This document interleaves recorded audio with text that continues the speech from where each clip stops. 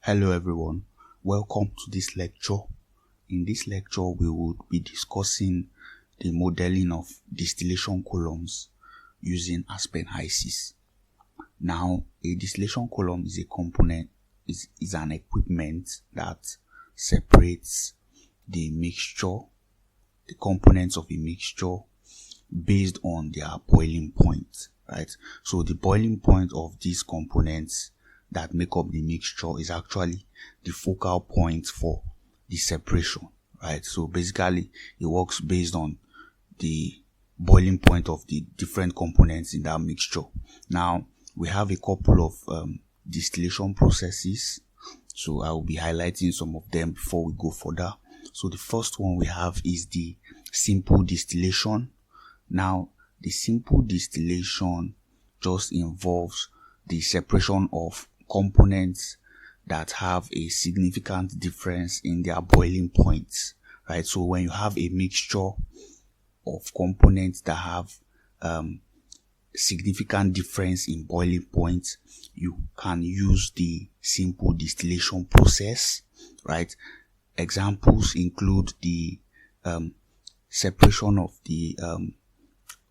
of salt from seawater, right? So when you are separating salt from water, it is simple distillation, or simple distillation can be used. Also, the separation of the mixture of ethanol and water. So if you want to separate the ethanol water mixture, you can also apply the simple distillation separation technique. The second one is the fractional distillation, right? So the fractional distillation is used when the components of the mixture have relatively close boiling points, right? So when the boiling points of the components of a particular mixture are close, then you have to use the fractional distillation technique. Examples of this, where this particular technique can be used, will include crude oil refining, which is a popular example. Then you also have air separation processes, and then natural gas fractionation, right? Natural gas fractionation. Then also we have the vacuum distillation.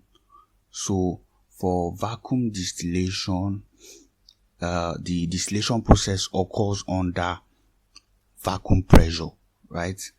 The distillation process occurs under vacuum pressure, and the reason for this is so that the temperature can be low, right? The distillation temperature can actually be low, right? So when you reduce pressure, right, because the vacuum pressure is more like reduced pressure, right? So when you reduce the pressure of the operation, right, to vacuum pressure, the temperature is lowered, right? So the temperature is low, right, because there are some processes where high pressure may result into high temperature. So by the time you are able to maintain vacuum pressure, it actually lowers the distillation temperature, right? And this technique is useful in the fractionation of the residue that comes out from the atmospheric distillation column, right? So it is used to actually separate residue, right?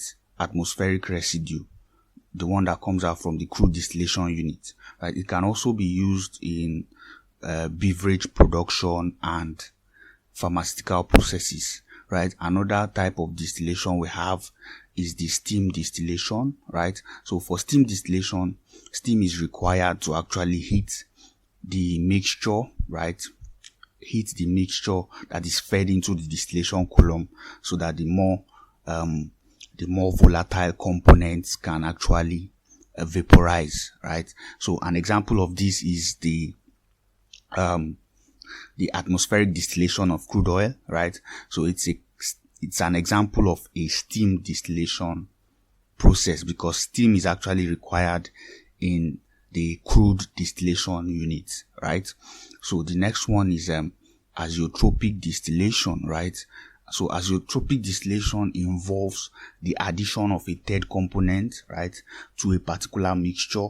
Now, these mixtures are referred to as azeotropic mixtures, right? So when you add a particular a third component, right, what it does is that it actually breaks the azeotrope, right?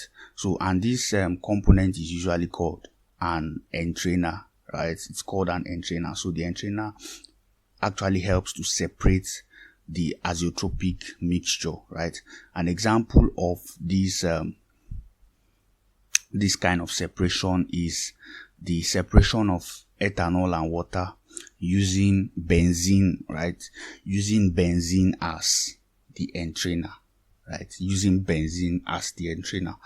Another example of a distillation process is the extractive distillation, right? So the extractive distillation involves the addition of a solvent, right? It involves the addition of a solvent to a mixture, right, in which the solvent forms a liquid phase with one of the components, right? So if you have a mixture and you add a solvent to it, now the solvent forms a liquid phase with one of the components, and then that facilitates the separation of that particular mixture, right?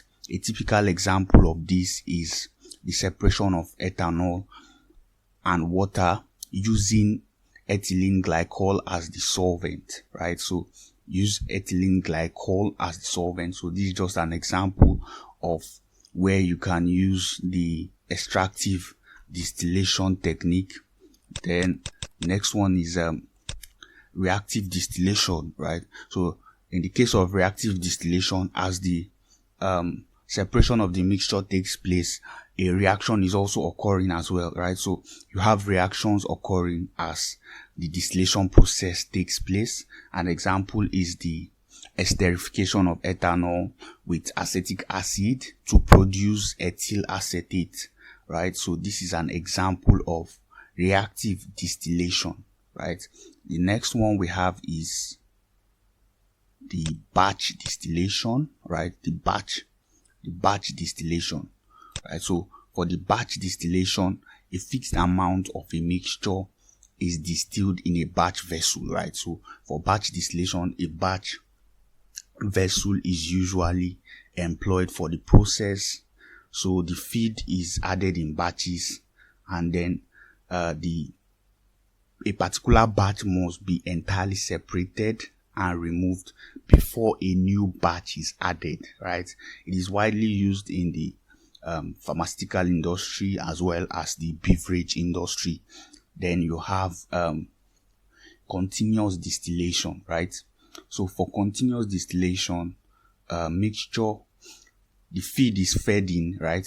The mixture, yes, is fed in constantly into the column as the separation takes place, right? So that's basically how the continuous distillation works.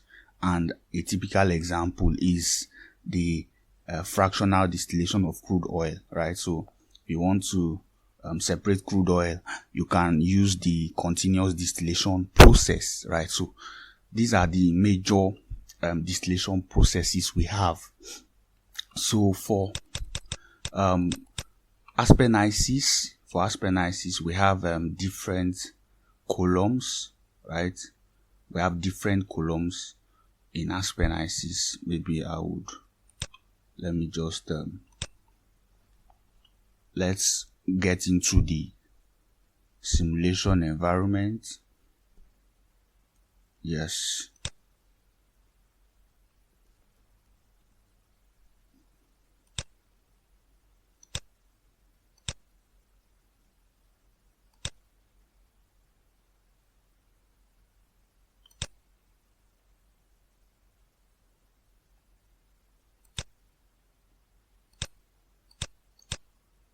Okay, so let's get into the simulation environment. So in Aspen Hysys, you can find distillation columns in your model palette. So this is your model palette.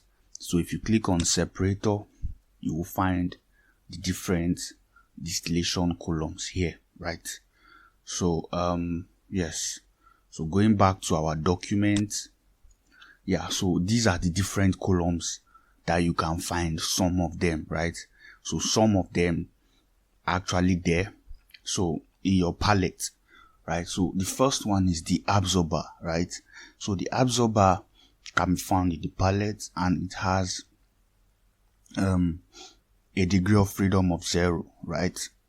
A degree of freedom of 0.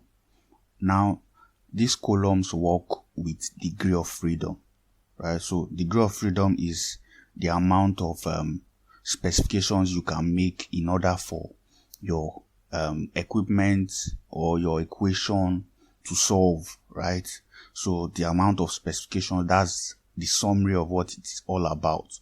The amount of specifications you are expected to make for that particular equipment to solve, right? So I'm defining it based on process modeling or modeling of processes, right? So it's the amount of specifications you are expected to make before that equipment would actually converge or solve, right? So for absorbers, you have degree of freedom of 0, and then processes where they can be used include, you have gas absorption, you have tech dehydration, right, for absorbers.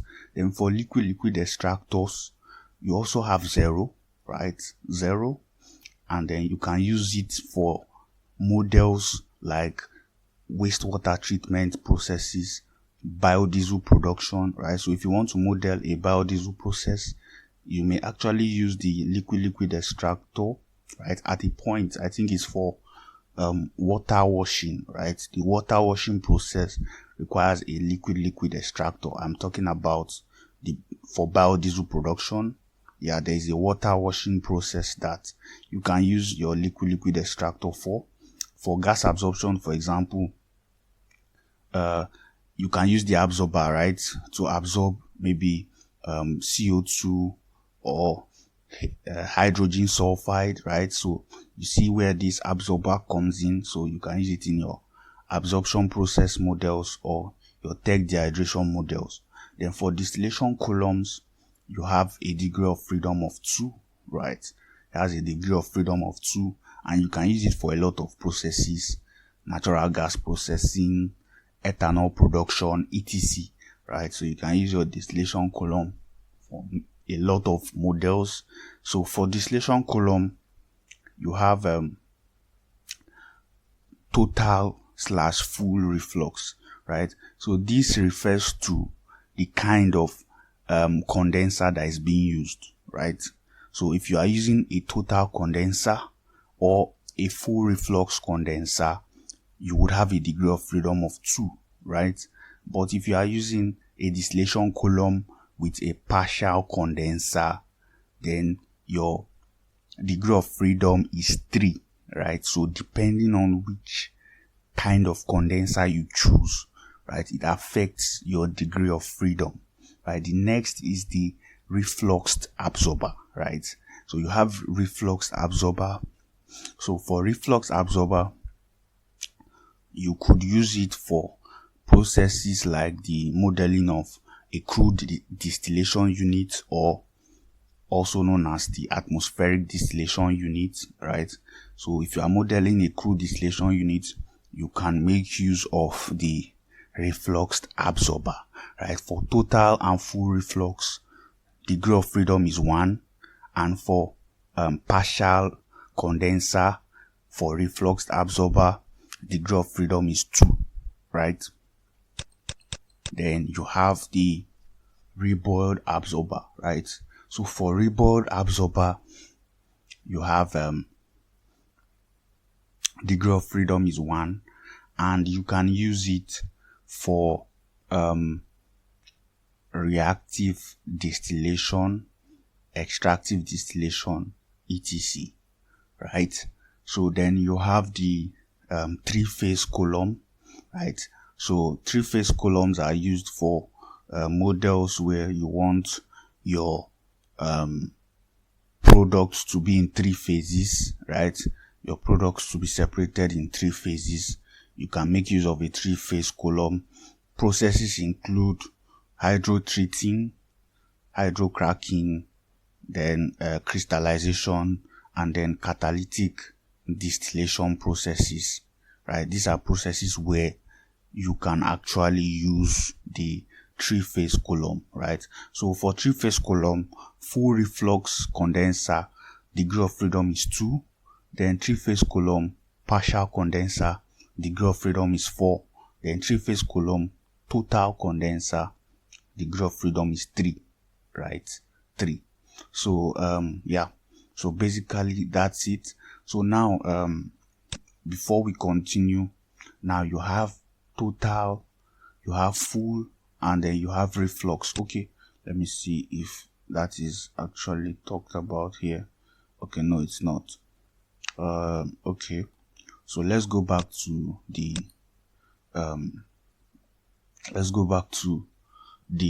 simulation environment, right? So here, this is a distillation column, right?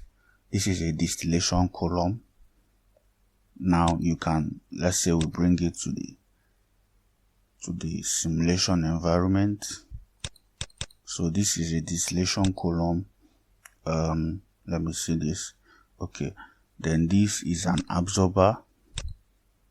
This is an absorber. So let's start with distillation column, right? So for a distillation column, now if you choose the partial condenser, right, you would have 2 vapor outlets, or more like 2 overhead outlets, right? That's the proper term to use.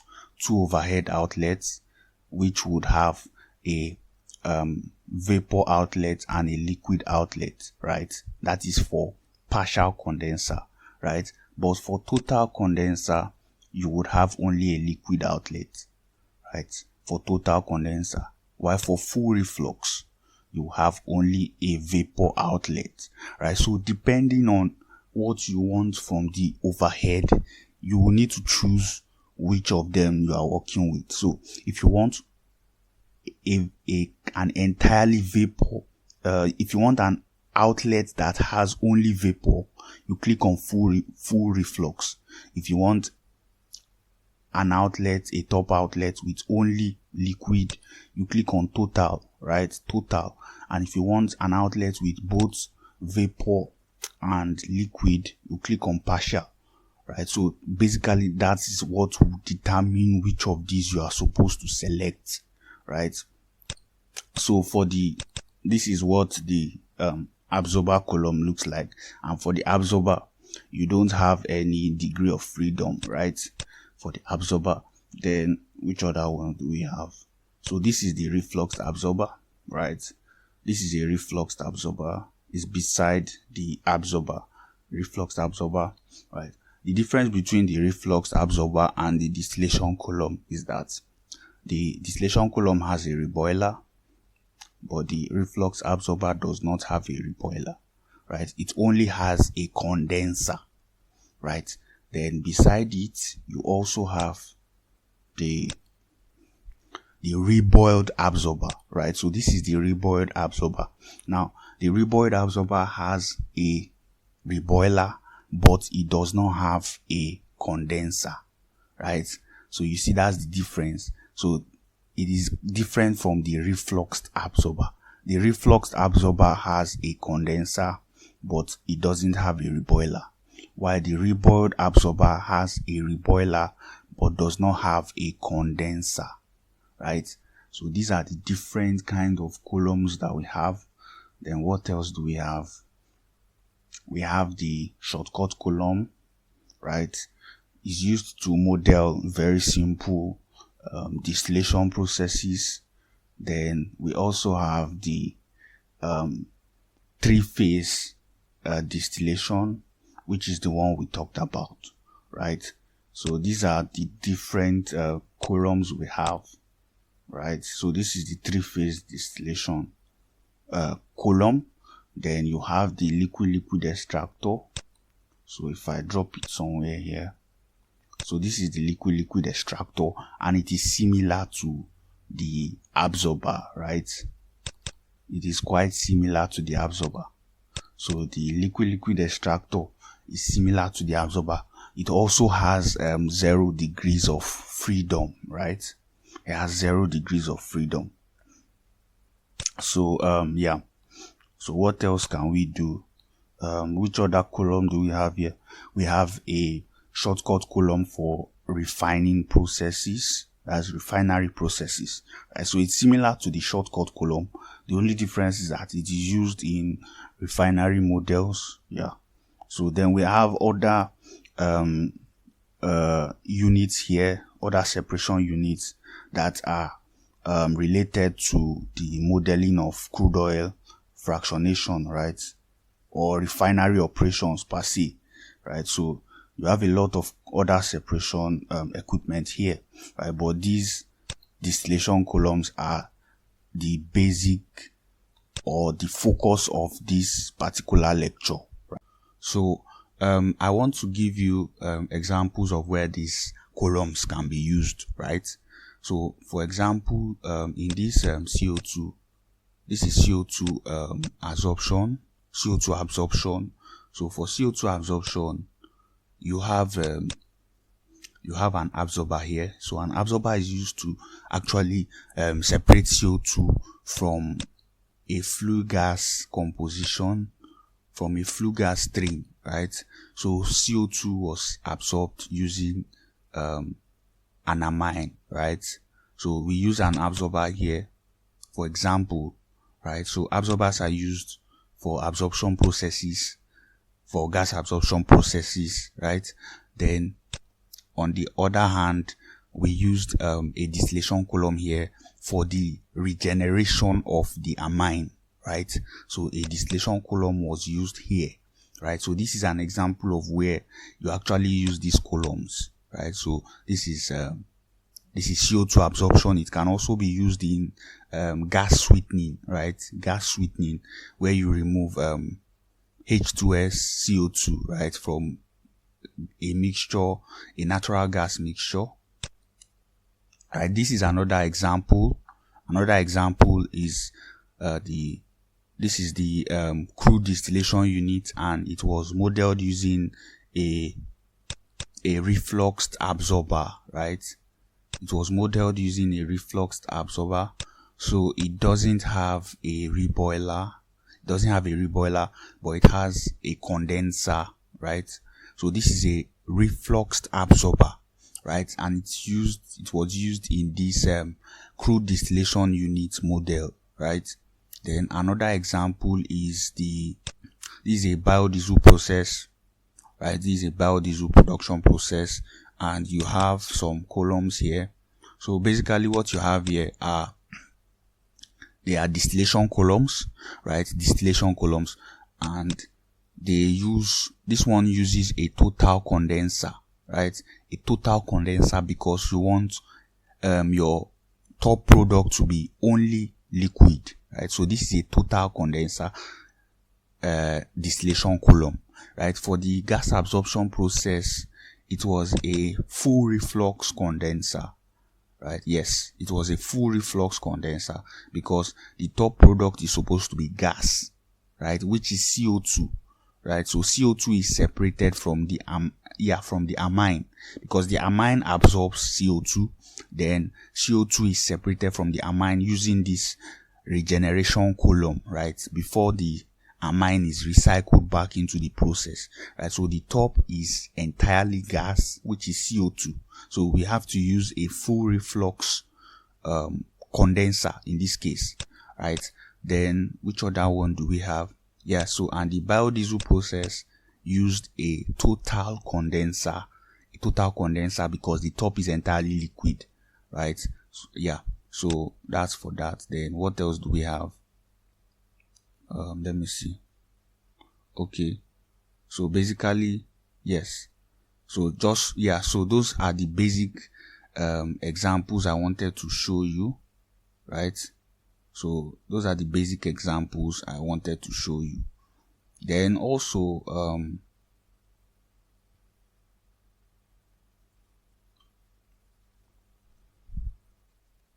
we also have this model here. So this is also a distillation column, but in this case, a partial condenser is used, right? In this case, a partial condenser is used for this. So you have two top outlets. You have a vapor outlet and a liquid outlet, right? Because the partial condenser was chosen, right? So, but this is also a distillation column, right? A distillation column. So I'm just trying to show you some of the cases where these different columns have been used in the past, right? For better understanding.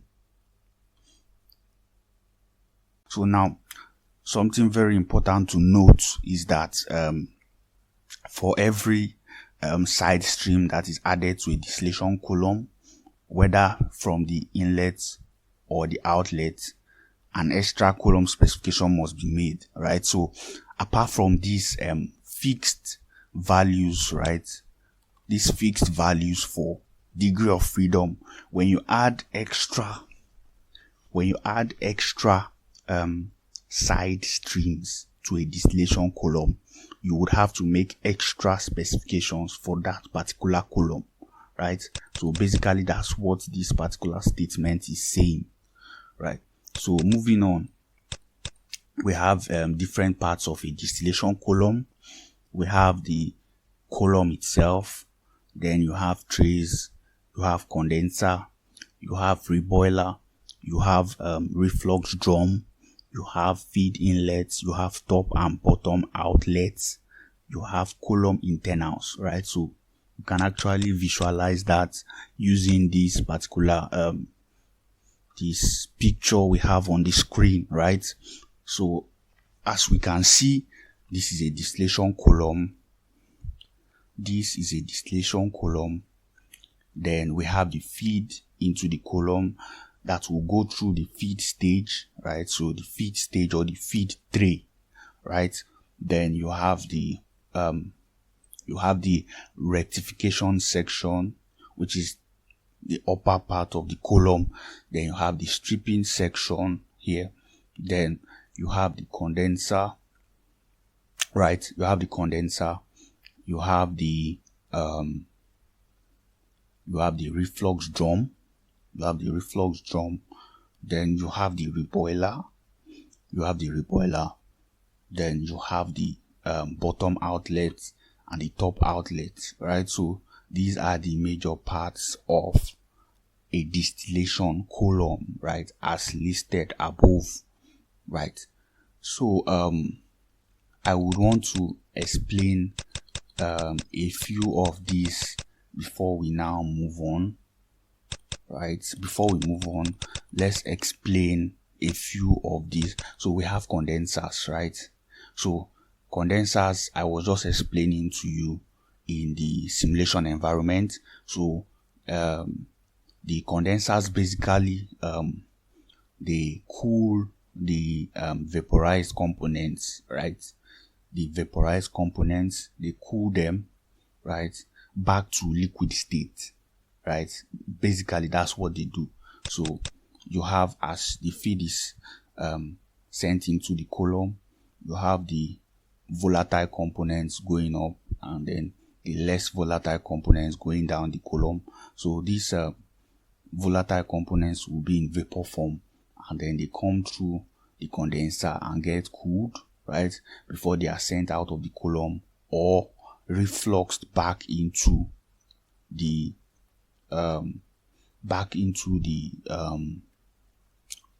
column, right? So a part of it is sent out as the vapor outlets or the liquid outlets. That's in the case of the total condenser.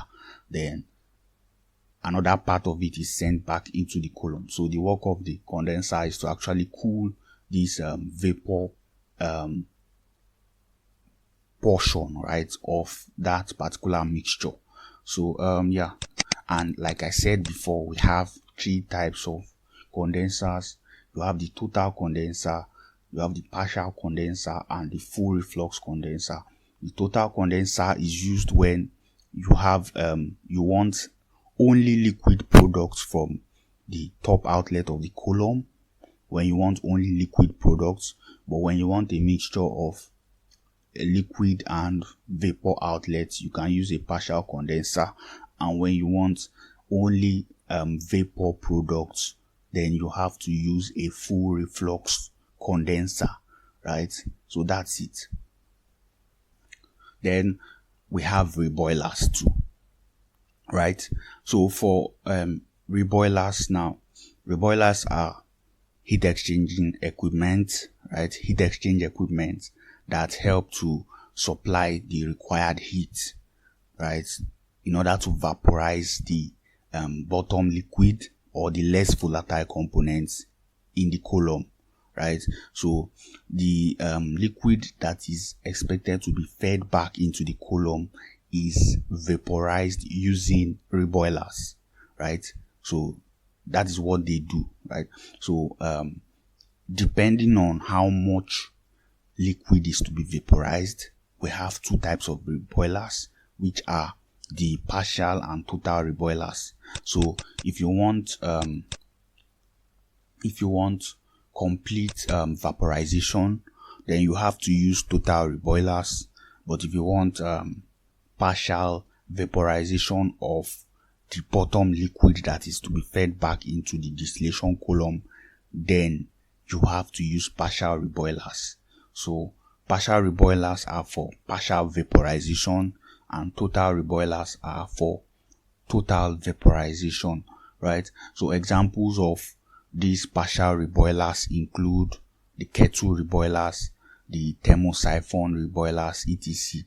Then examples of the total reboilers include the forced circulation reboilers, the flooded reboilers, then the kettle reboilers, the thermosiphon reboilers. So what it means is that kettle and thermosiphon reboilers can either be designed as total or partial reboilers, right? So some of these reboilers can be designed as either of them, right, based on what is expected, right? So reboilers can also be classified based on mode of operation, right? Mode of operation. So under mode of operation, we have the one-screw reboilers and then the forced circulation reboilers, right?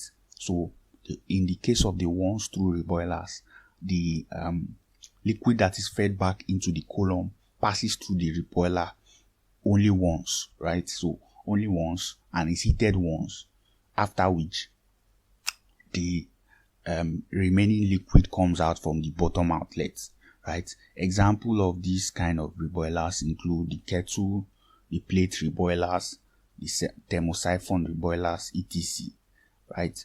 Then you also have the forced circulation reboilers, right? So the forced circulation reboilers make use of pressure, right? Pressure is applied to the liquid, and then the passage of liquid through the reboiler occurs more than once, right? Passage of liquid through the reboiler occurs more than once for the forced circulation reboilers, right? Then also there are other classifications that can be used, right? There are other classifications that can be used for reboilers, and they include the type of heat transfer medium, right? So under type of heat transfer medium, you have the fired reboilers and then the indirect reboilers, right? So heat transfer medium in the sense that, for example, the fired reboilers use direct heat, right? Direct heat source. For example, they could use direct flame, right, to actually get heat that is required for the vaporization. Then you have indirect reboilers, which make use of a heat transfer fluid, right? So in that case, you are doing more of a heat exchange. So the heat is transferred from the heat transfer fluid to the bottom liquid, and then it gets vaporized, right? Then you have based on heat transfer mechanism, under that you have shell and tube reboilers, you have kettle reboilers, you have fin tube reboilers, right? Then you have the location in the distillation column, right? Reboilers can be classified based on the location in the distillation column. Under that, you have the bottom reboilers, right? These are reboilers that are placed at the bottom of the column. And then you have internal reboilers, right? These ones are located inside the column, right? Then you also have the heat source. Right? So under heat source, you have steam reboilers and hot oil reboilers, right? So for steam reboilers, they use steam as the source of heat, right? So under heat source, I said we have steam reboilers and hot oil reboilers. For steam reboilers, they make use of steam as the source of heat, while for hot oil reboilers, they make use of hot oil as the process fluid that provides the heat necessary for the vaporization, right? So basically, these are the classification of reboilers, right? Then the other major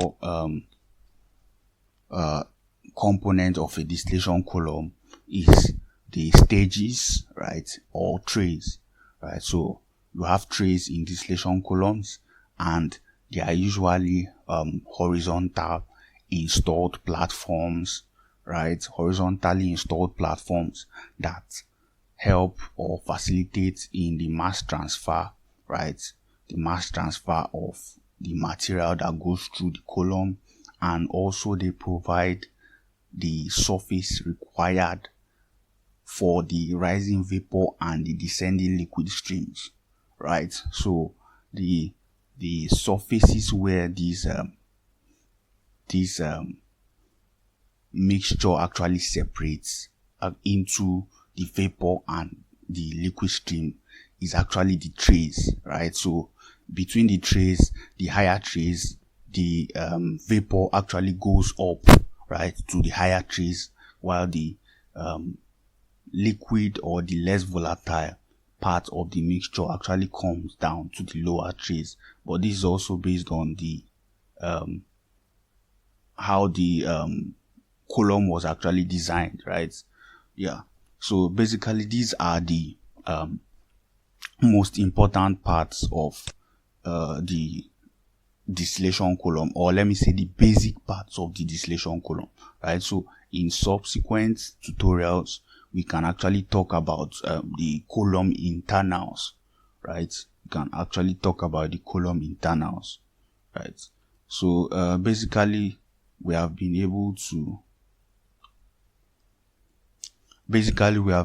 explain the major parts of the distillation column. So before this tutorial ends, we can actually model a simple distillation process for you to actually understand how this whole distillation modeling works, right? So for that, okay, we're already there. So for that, we will make use of this example from this particular textbook, right? So this is what we'll be modeling in the simulation environment, right? So this particular problem involves the separation of a mixture of benzene and toluene, right? So this mixture is to be separated using a distillation column, and some of the data is actually provided here, right? So but the problem is that we are expected to determine the number of stages or number of plates or number of trays, right, required for this particular process, right? The mixture is a mixture that contains about 40% of benzene, right? So benzene in the mixture is about 40%. So we are expected to separate that, right? So we'll be modeling this process using Aspen Hysys. We may have to make a few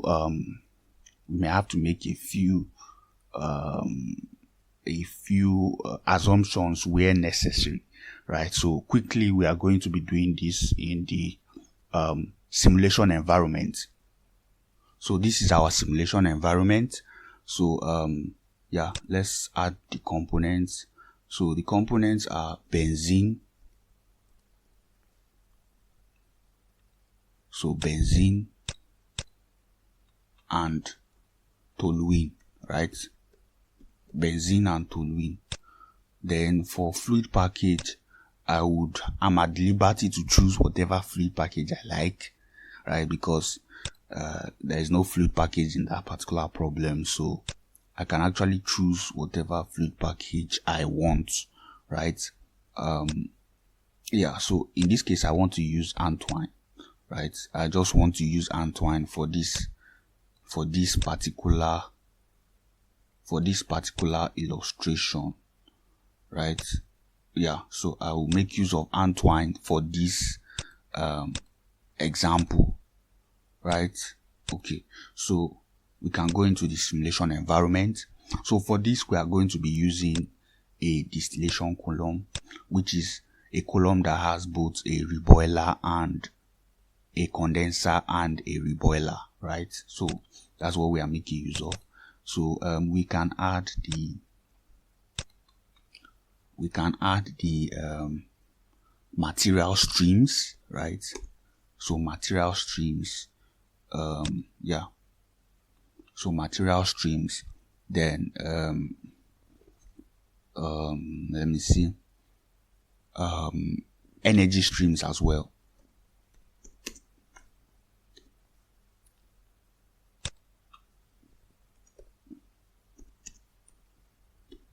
Yes. Then yeah. Okay. So what next? We can also add the outlet streams, the outlet material streams. Now, for this particular tutorial, I believe that we should use the total condenser, right? And why I am suggesting that is because the mixture is a liquid mixture, right? A mixture of benzene and toluene is a liquid mixture, right? And after their separation, right, they will still be in liquid form even after the separation. So I believe that we should use a total condenser for this particular process, right? So we have a liquid outlet, a top liquid outlet, and a bottom liquid outlet, right? So for this, I will name this benzene, right? So benzene is going to come out of the top of the column, and then the bottom of the column will be the heavier component, which is toluene, right? So but this is based on their boiling point. So the next thing is to specify the feed stream. I believe the next thing is to specify the feed stream. So let's see what we have. So the only thing we have here is the pressure of the process, right? Yeah, the pressure, which is 100 kPa, right? Because this is Kn per m squared. N per m squared is Pascal. So this is like 100 kPa. So we can use this as the pressure of the feed, right? The pressure of the feed, right? And from what we have here, we have an assumption, right, that 100 kilomole of feed is fed into the process. We can also take this and use it for our feed stream, right? We can use this data for our feed stream. So if we work with that, we'll be able to specify our feed stream. Now, it says the mixture of benzene and toluene is 40 mole percent benzene, right? 40 mole percent benzene. So molar flow is 100 kg mole per hour. Then composition is 0.4 benzene and 0.6 toluene, right? 0.6 toluene. So we can actually solve this, then go back. Now we have the molar flow and we also have the pressure, right? We have the pressure. So for pressure, we have about 100 kPa. So I'm using the 100 kPa as the pressure of the feed, right? 100 kN per m squared, right? So the only problem we may have now is the temperature, right? So temperature is the problem because the temperature is not specified here, right? So, but there is a way we can actually go around it, right? So now we can make use of the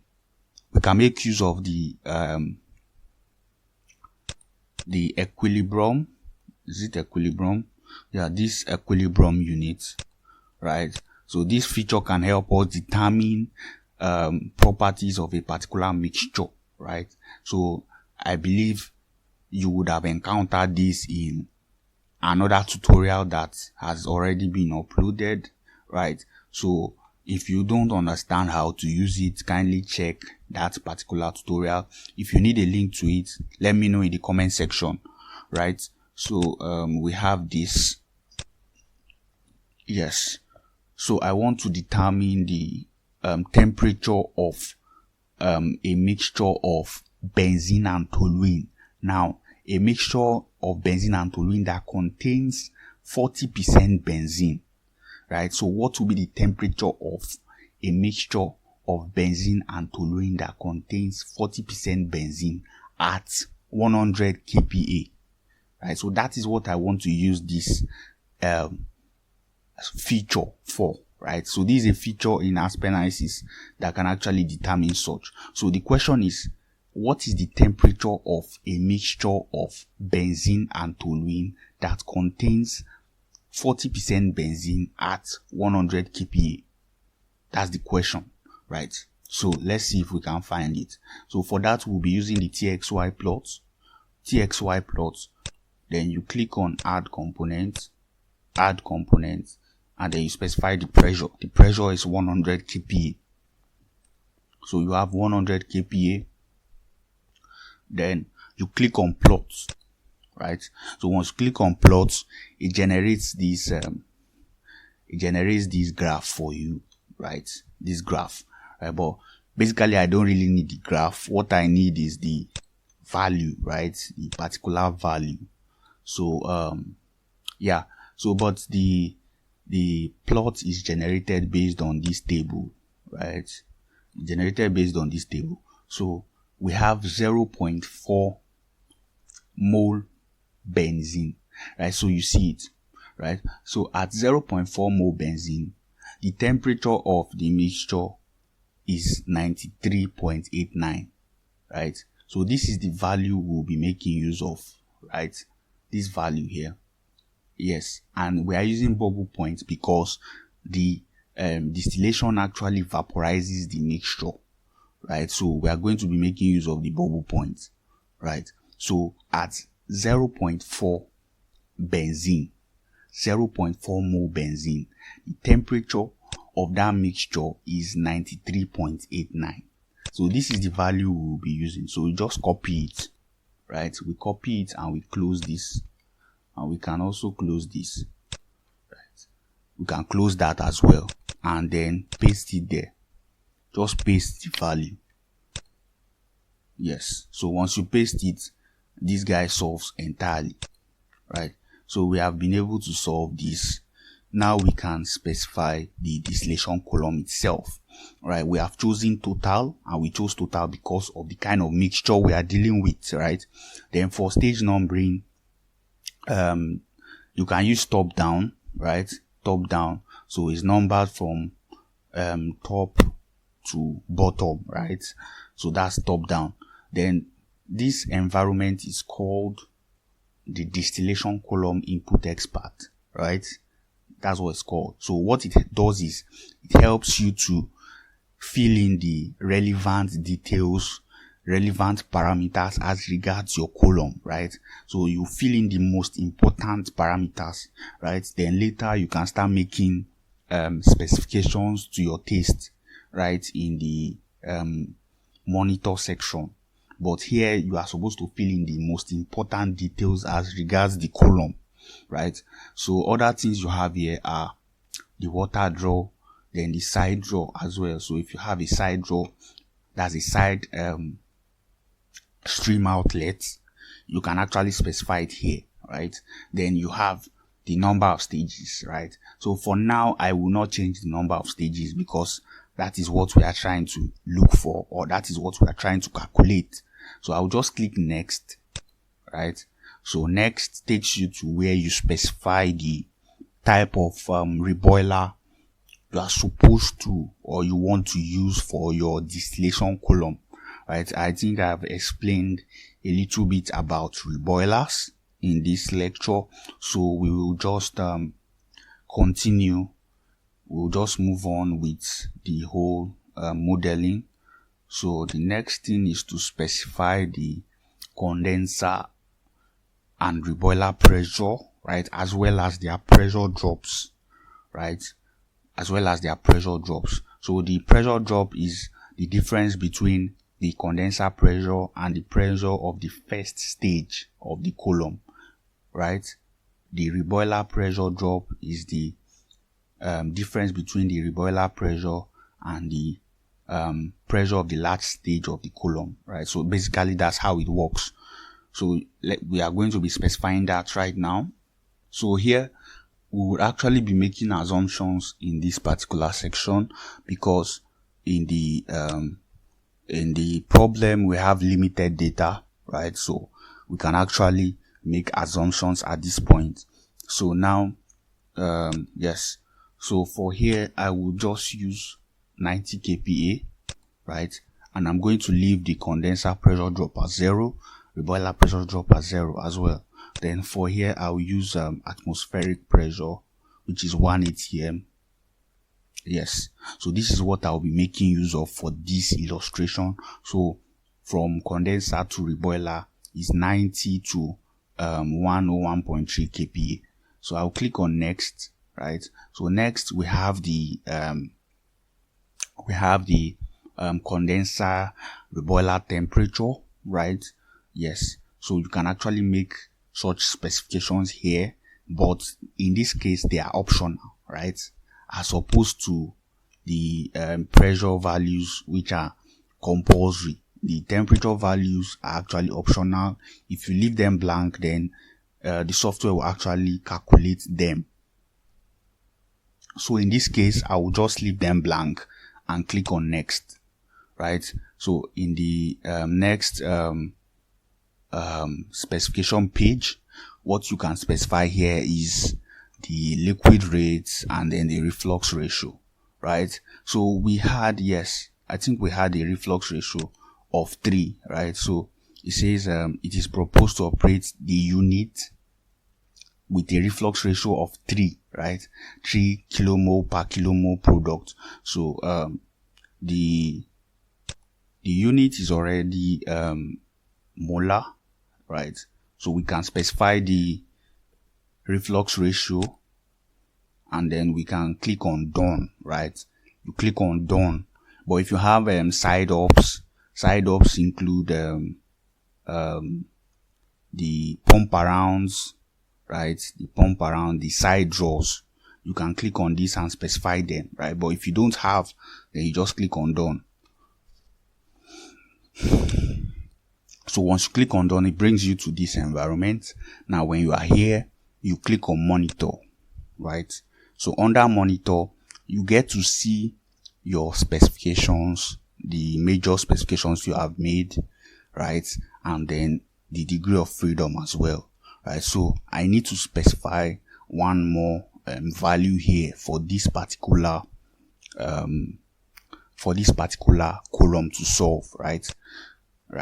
So as you can see, the degree of freedom is 2, right? Is 2.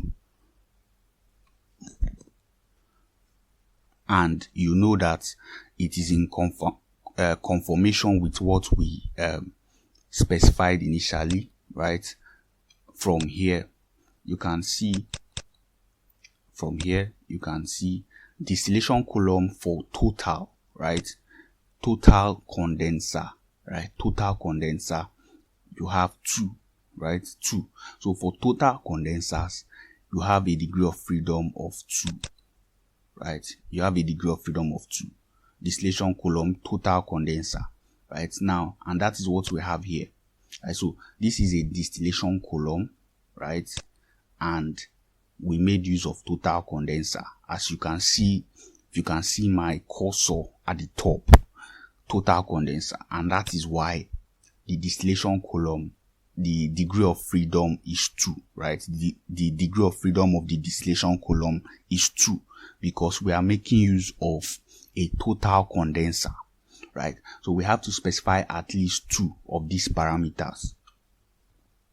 So in this case, I want to specify the reflux ratio, which I've already done, and then the distillate rate, right? So for distillate rate, we can get it by multiplying the feed, the flow rate of the feed times the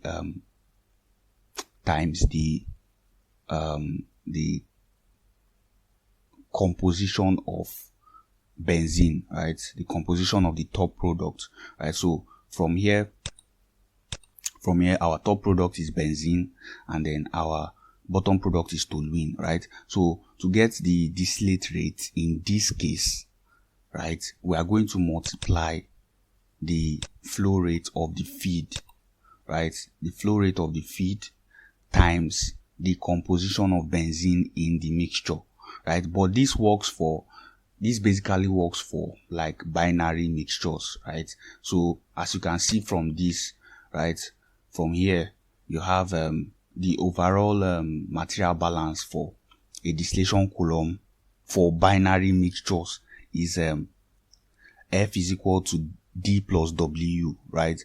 Where D is the distillate and then W is the bottom, right? F stands for feed, right? The amount of feed. So in this case, you used 100 kilomole, right? 100 kilomole, right? So to get the distillate rate for this particular distillation column, you have to multiply that amount of feed, right? The amount of feed times the composition of the top product, right? In this case is benzene, right? And the composition of benzene is 0.4, right? So if you multiply that, you get 40 kg mole per hour, right? So that is what we are making use of here. So now, when you are done specifying the particular proper specifications or parameters you want to make, once you are done specifying them, you can activate them, right? So activating them will alter the degree of freedom value, right? So if you activate just one, the degree of freedom reduces, but if you activate all of them, the degree of freedom turns to 0, right? Once the degree of freedom becomes 0, then you can solve your column. You can either press run or it calculates directly by itself, depending, right? So in this case, I have not run this column before, right? So immediately I clicked on this, right, it starts to run automatically, right? So, but in the case where you clicked on, for example, you clicked on reset, right? If you click on reset and you activate your column, right, sometimes you may have to click on run manually before it runs, right? So depending, you will actually have to maybe click on this or allow it to run directly. Now, cases where you use reset is when probably you make a change to the specifications, right? When you make changes to the specifications and you want the calculations to start over, right? You want the calculations to start over. You click on reset. You click on reset after you have made your changes, and then you click run, right? So once you click on reset and run, then you are able to actually converge your column. Or if it doesn't converge, it will keep iterating, right? Depending, right? So basically, once you see converged on your column environment, you will be aware that your column has solved, right, your column has solved once you see converged in your column environment. Now, the column environment gives you a table of temperature against tray position. It also gives you that of pressure as well, right? And then, okay, it also gives for flow, right? So these are some of the plots you can get from your column environment. Now, distillation columns work with something called sub-flow sheet, right? Sub-flow sheet, right? So to get into your sub-flow sheet, all you need to do is just click on this, and then you go to flow sheet modify, and then you click on enter sub-flow sheet, right? So the sub-flow sheet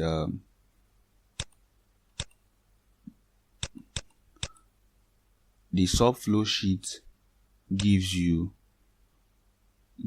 more details about the column, right? So this is the column we just modeled, right? This is the column we just modeled.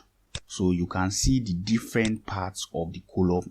This is the feed, right? This is the feed. The feed stage is 5, right? Because we did not make any changes to that.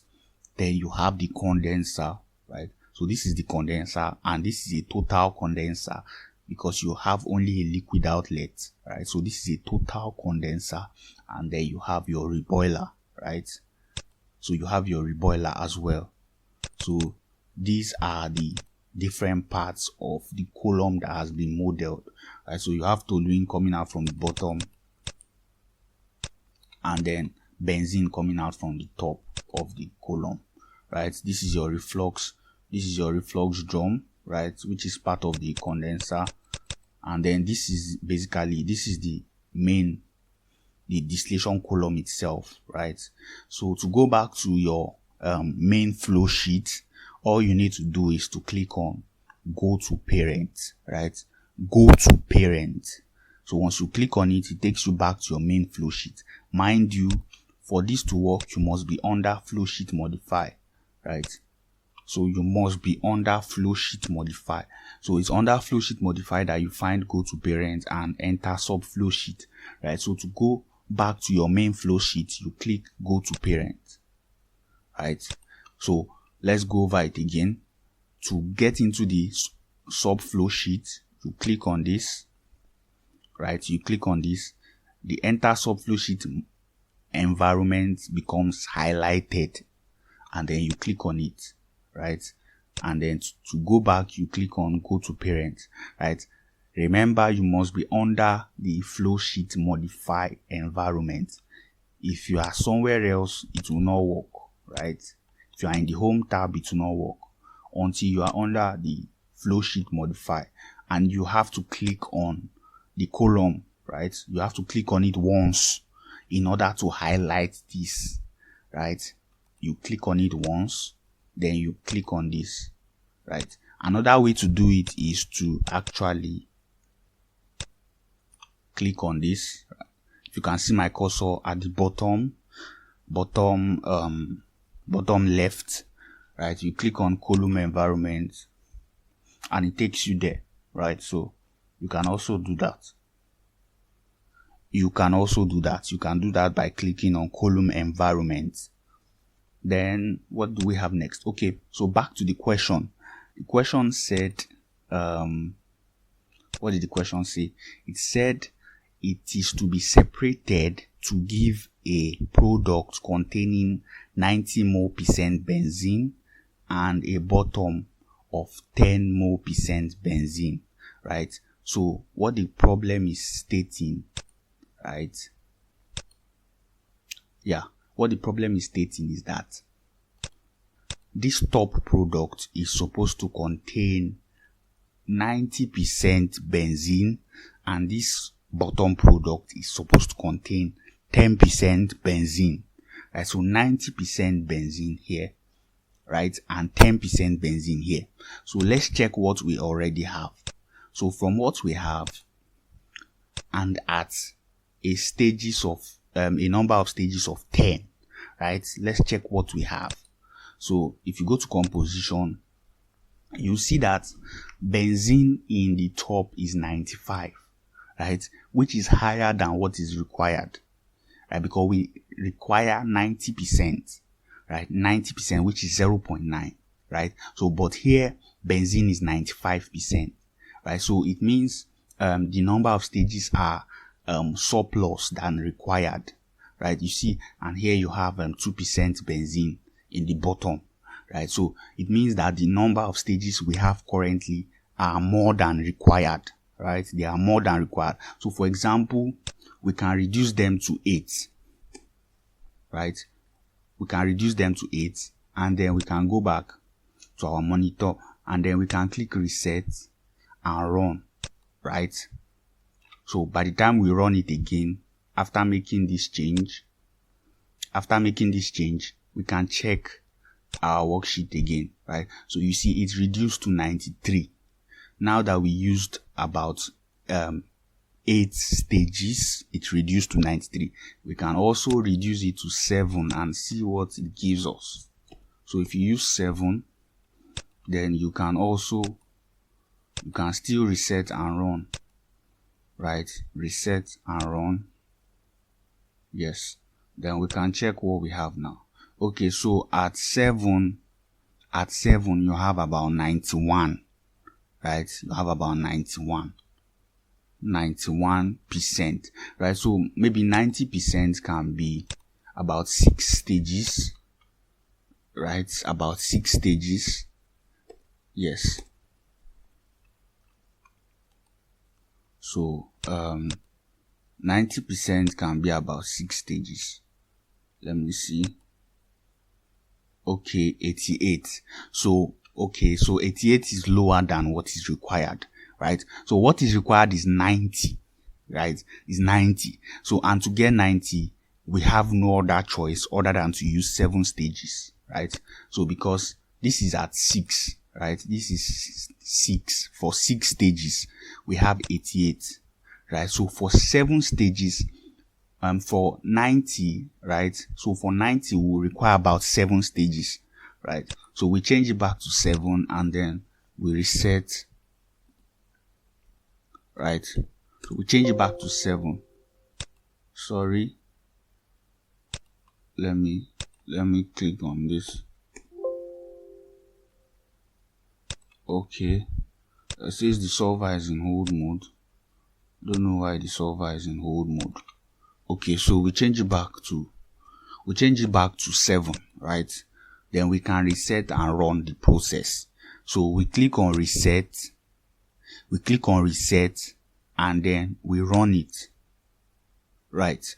So when we run it, we check the composition. Okay, let me do a reset and run again. Reset and run. Reset and run. Okay, so after resetting and running, we can check the composition, right? Okay, so after resetting and running, we have a composition of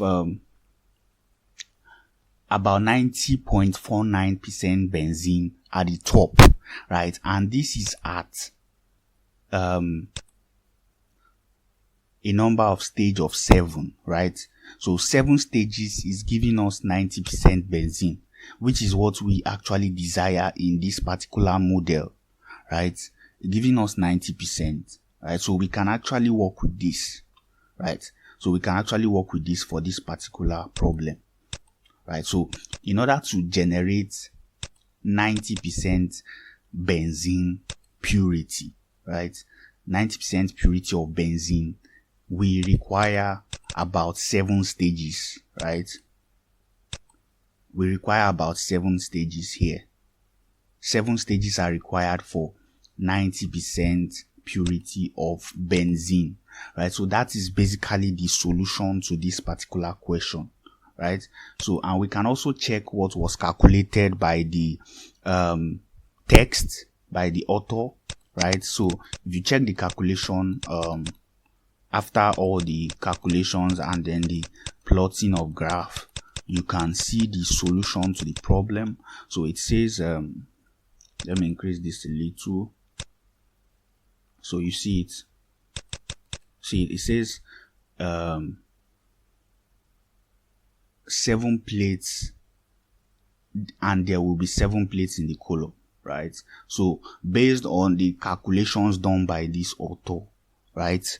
Based on the calculations done by the author, this particular column requires 7 plates or 7 stages, which is the same as what we have in this particular model that we have solved, right? So the model says we require 7 stages, and that is also what has been gotten by the author of that particular text, right? So what we have modeled is in order, right? So basically this is how distillation column modeling works, right? This is how it works, right? So another very important thing I would like to talk about is efficiency, right? Efficiency, tray efficiency. Tray efficiency is very important in distillation column modeling, right? So to monitor your efficiency, what you need to do is you click on parameters, right? You have parameters. Under parameters, you have efficiencies, right? So here you can change the efficiency of your trays, right? You can change the efficiencies of your trays. Now, the rule is that a higher efficiency will give you higher separation, right? Higher purity, right? So the tray efficiency affects the purity of your separation. So if you reduce tray efficiency, then the purity would also reduce at a fixed number of stages, right? So let's do an example. Now, we have 90% benzene, right? Based on 7 stages, we have 90% benzene. Now, let's reduce the efficiency and see the percentage we would have after the efficiency has been reduced. So for example, we can use 0.85, right, for all the stages, right? So I will change all of these to 0.85.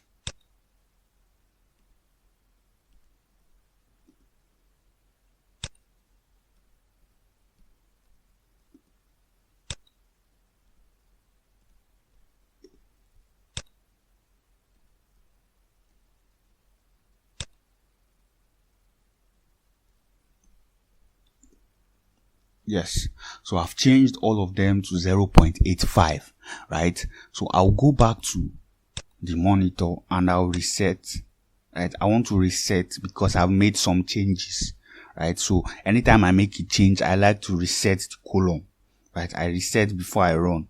So I reset it and I run it. Then we can go and check the composition now, you see. So now at efficiency of 0.85, you see that the percentage purity has reduced, right? It has reduced from 0.9 to 0.87, right? So the efficiency of the trays, right? The efficiency of the trays affects the purity of the products, right? You can see that in this particular illustration, right? So, but at an efficiency of 1, right, we have 7 stages for 0.9%, for 90% benzene, right? So at an efficiency of 1, we have 7 stages for 90% benzene. At an efficiency of 0.85, we have 7 stages for 87.8% benzene, right? So the efficiency affects the purity, right, of the products gotten from the distillation column, right? So basically we have been able to answer this particular question. So yeah, so at efficiency of 0.85, we have a purity of 87.8, right? So I can now change it back to efficiency of 1, right? So I will just change it back. Yeah. So after changing it, I will just reset this reset and run. So once I reset and run, you see it changes back to the 90% purity, 90.49% purity of benzene, right? So basically we have been able to solve this particular problem, right? So it requires 7 stages at an efficiency of 1 for each stage, right, to get 90% purity of benzene at the top product, right? So basically this is how distillation column works, right? So this is like a basic distillation column tutorial. So subsequently we will be having other tutorials on distillation columns, right? We're treating other aspects of distillation column modeling, right? So with this we have come to the end of this particular lecture, right? So if you have questions, let me know in the comment section, right? Meanwhile, this textbook is actually so this textbook is the Coulson and Richardson volume 2, right? So in case you are wondering where I got it from, so this is the Coulson and Richardson volume 2, right? That's where I got the question from. Coulson and Richardson volume 2, particle technology and separation processes. That's the name of the text, right? So in case you are looking for the reference, so that's it. So so with that we have come to the end of this particular tutorial. Let me know your comments via the comment section. Your questions also, kindly send them. If you have any questions on distillation column modeling, send them. Then also like this video and share with your friends. Then subscribe to this channel if you have not done so yet for future notifications on process modeling. Thank you for joining me in this particular tutorial. Do have a good day.